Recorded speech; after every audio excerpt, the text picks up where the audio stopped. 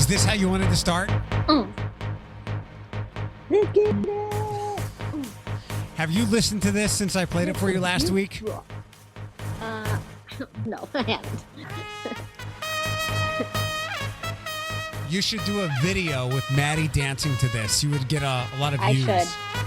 I would. You're very right.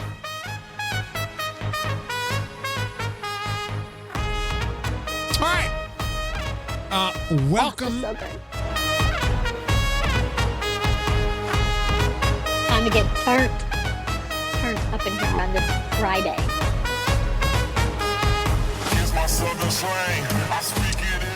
It is a little after 2 o'clock on TSA time. It's Eric and Bethany. We thank you for taking some time to listen to today's podcast. I have 1.5 things to run by you. Other than that, the floor is yours. 1.5? Why? What? I'm intrigued by the half part. You want the half part? All right. I have to tell Alex to stop listening right now if she is. I don't know if she listens to the podcast she's not on or if she listens to the one she's on. I don't know. So I ran this by you the other day. Yes. When Alex and I were talking at one point, and obviously it is expensive to put a wedding on, and she has some debt, and I don't know. Thomas is certainly not pulling in like truckloads of money, so having a wedding on a budget is a challenge. And I think we got to the point where I told her I would pay for some of the wedding expenses as part of her gift. DJ One Time, who's probably the best DJ for all events in the area. Yes. Alex hooked up with him. And I think I said, I suggested him to her, and I said, I'll pick up some of that tab.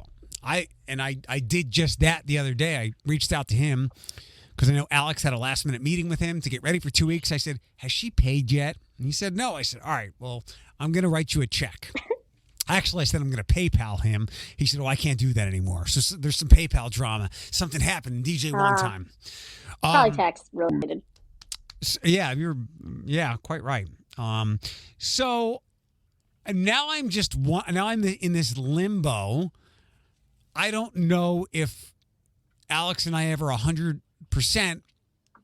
resolved that I was going to chip in for that, because it could be the kind of thing where she's like, Eric didn't give us an envelope. But I don't know if she knows. Well, I would think she would know when she goes to pay the balance with the DJ. But I don't know if she knew the final price or anything like that. Now I'm like 75% sure she did get the price and a large amount. I don't even know what. I know Alex, like I know Alex, she knows how much that's gonna cost. Okay, all right. Or how much she's supposed to be paying. Do you know what he costs? Your What shipping. The heck? Can you hear me? Yeah, I barely. You're gonna have to pop out and pop back in. Are you back? That was wild. Yeah. Welcome back. So you think she will have counted the pennies and whatnot, and will know that I gave a gift? I would think so. And if not, you can just say, hey, I just wanted to let you know that I took care of some of the, I think it would be okay to mention it if you feel like it's, but I think she would find out. What are you going to give her? I have no idea. Is Josh coming? Yeah. Okay. Oh man, you are not sounding super great on whatever connection you have. Well, it's probably because I can't use the Wi-Fi because the Wi-Fi has complete restrictions on it. So I'm just. Has this happened before? We used the No, Wi-Fi? it's because the kids came back. So what does that mean? It means the Wi-Fi is on lockdown. I mean, unless it's like Schoology or public school, you're not getting on it. You used it in the past, though, right?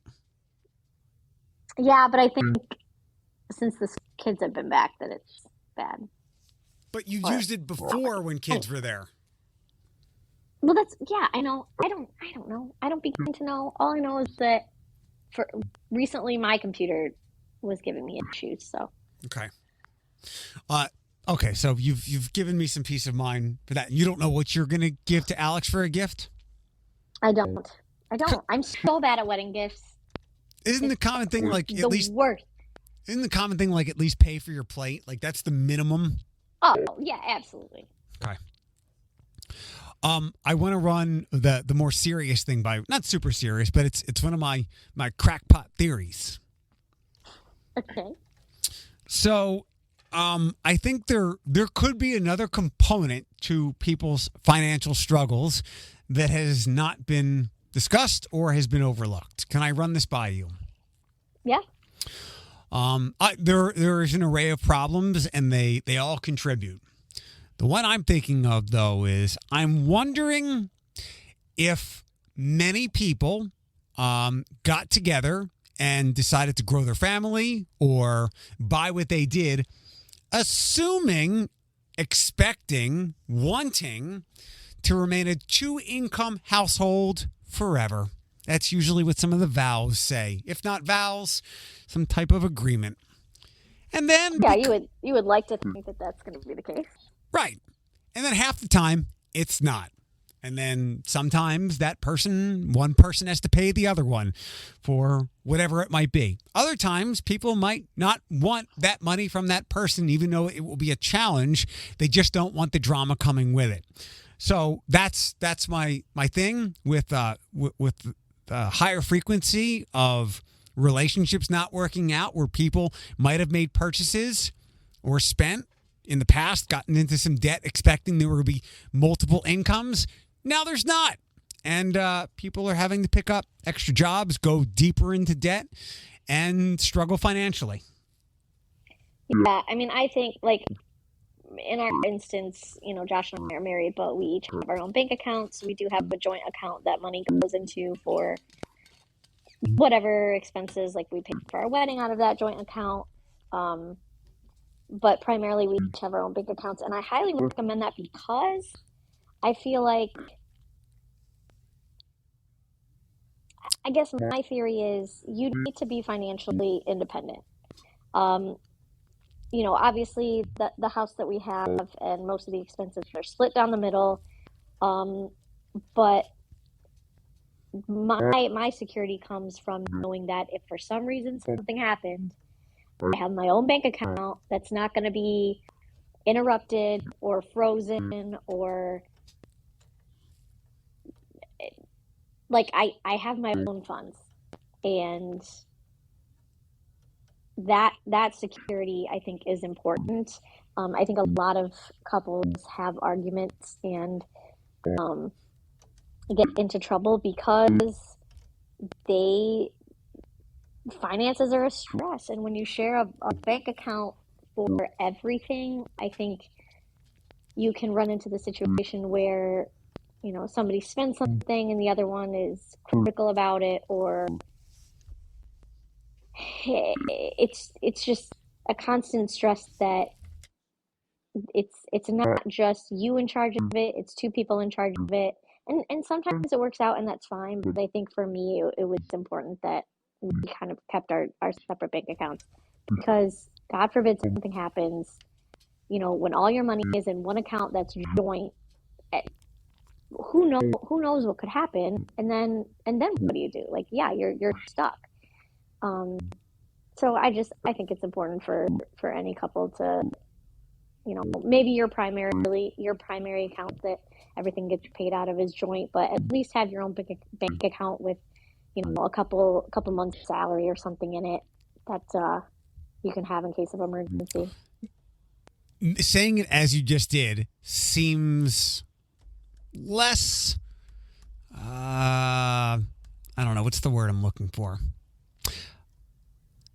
It seems less in doubt than when you said an independent bank account, because that to me threw out the idea of a prenup, which I can, like, if you are two rich people and maybe you've been married before, yeah, that makes some sense. I guess it's not that uncommon when it comes to celebrities and whatnot for a variety of reasons. But do you know anybody that has a prenup? Because you're basically saying you're planting the seed that this is not going to work out. And nobody goes into a marriage like that.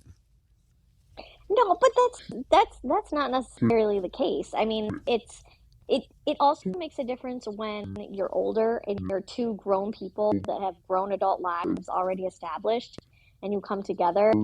Um, like just changing my name was a pain in the ass, and I just feel like for me, the more that I could keep the same as I had before we got married, just helped with my anxiety and my, I don't know. It was important for me to, it's important for me to be independent regardless. Now, granted, the two of us pretty much make the same amount.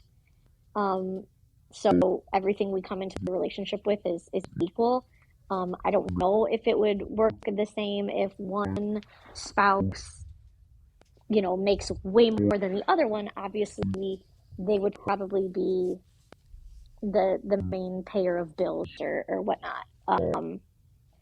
But I don't know. I just hear of so many couples having so many financial fights, Oh, yeah. and it's like,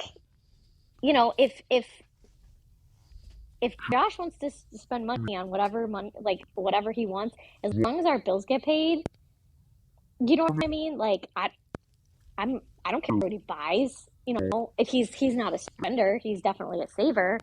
And I'm not really a spender. I spend probably too much money than I should on my kid, but it's just like I don't have to worry about how much money he has or spends because our bills get paid, and his money is his money, my money is my money, and I just think there's less of a chance of disagreement and argument and what's the word I'm looking for?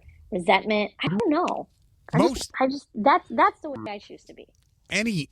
Most arguments in life, like where stress and arguments arise, 9.8 times out of 10, it's probably because of money. Now, it might not be the primary reason, but if you trace it back a couple of steps, it's because of money. There is some line that, like, the root of all problems it is money. There's something more wise than that, but that's the thing.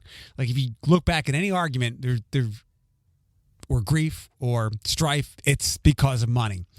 And it's good that you don't have to worry about what he buys. It sounds like, one, because he's not an overspender, but also he has his own money. Now, what happens, like, while you each have your own accounts, there are probably times that you might, like, what happens if you need did you get a new roof recently?